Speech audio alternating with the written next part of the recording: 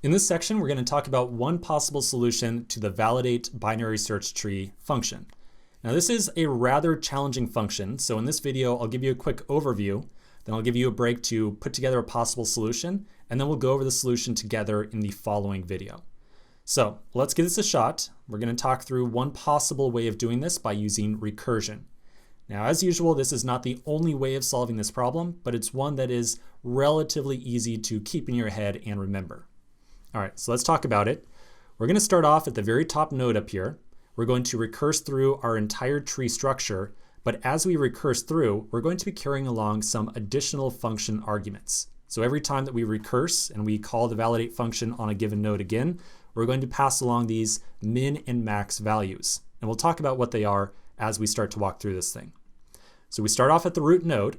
There's really not a lot to do with the root node, nothing at all, where you can always assume that the root node can be any value it wants to be. It's only the value of the nodes underneath it that determine whether or not we have a valid binary search tree. So we are going to assume that we move from the root node down to the left-hand side. Now remember, any node to the left of this root node must be less than the root node's value. So as soon as we move to the left, that means that the maximum value that you and I can ever expect to see from this point on is always going to be the parent node's value of 10. So we are going to make this additional function argument that we're going to pass along when we recurse through our tree, and we're going to give it a value of 10, because everything from this point on should always be less than 10. So we then end up at node 0 right here.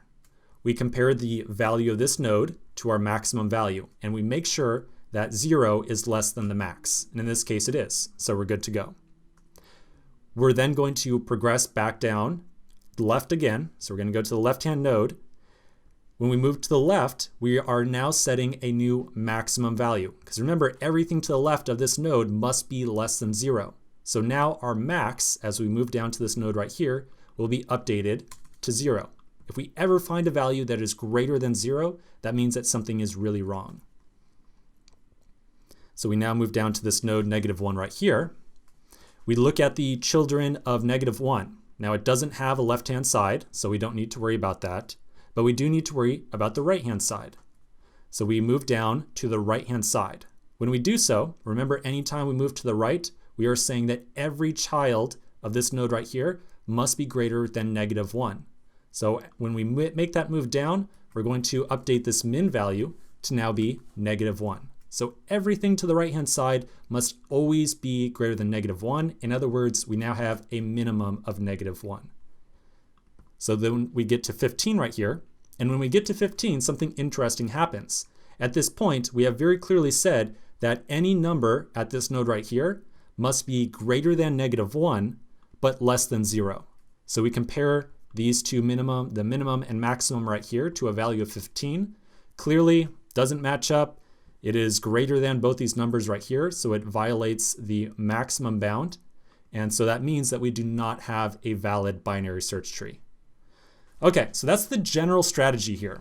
But obviously the implementation is not the easiest thing in the world. So when I give you this verbal description, maybe being told, oh yeah, we've got this idea of a minimum and maximum and we carry it down, maybe that makes a lot of sense, or a little bit of sense, I guess. But when you actually think about how to convert this into code, well, life gets a little bit more challenging. So at this point, I would like you to give a shot at this problem. Do the best you can.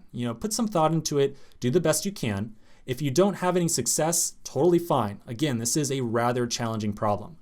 So if you don't have any success, that's fine. Continue on to the next video and we'll take a look at the written solution together. So I'll see you there.